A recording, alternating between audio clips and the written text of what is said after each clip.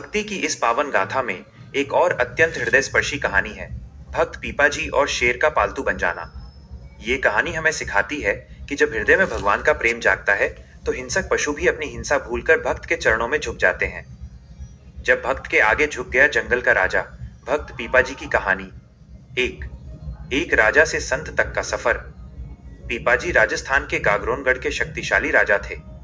वे देवी के बहुत बड़े उपासक थे, लेकिन बाद में संत रामानंद जी के प्रभाव से वे भगवान कृष्ण विष्णु के अनन्य भक्त बन गए। उन्होंने राजपाट त्याग दिया और एक साधारण साधु का जीवन जीने लगे। 2 खतरनाक शेर का रास्ता। एक बार पीपाजी अपनी पत्नी सीता जी के साथ एक घने जंगल से गुजर रहे थे। अचानक उनके सामने एक बहुत ही भयानक और भूखा शेर आ गया। शेर दहाड़ रहा था और पीपाजी की ओर झपटने ही वाला था। उनकी पत्नी और साथी डर गए, लेकिन पीपाजी शांत रहे। 3 प्रेम का उपदेश। पीपाजी ने बिना डरे शेर की आंखों में देखा और बोले, तारांकन, हे वनराज, तुम भी उसी परमात्मा के अंश हो जिसके मैं हूं। क्यों बेगुनाह जीवों की हत्या करके पाप के भागी बनते हो? राम का नाम लो और हिंसा छोड़ दो। 4 शेर का हृदय परिवर्तन। हैरानी की बात यह हुई कि वो खूंखार शेर शांत होकर बैठ गया।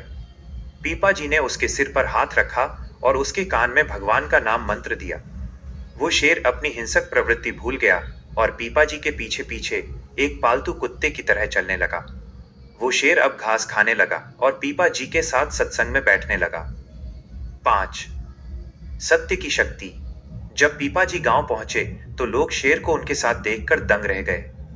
पीपाजी ने सिद्ध कर दिया कि अगर आपके मन में किसी के प्रति बैर नहीं है, तो पूरी सृष्टि आपके लिए मित्र बन जाती है। इस कहानी का सार।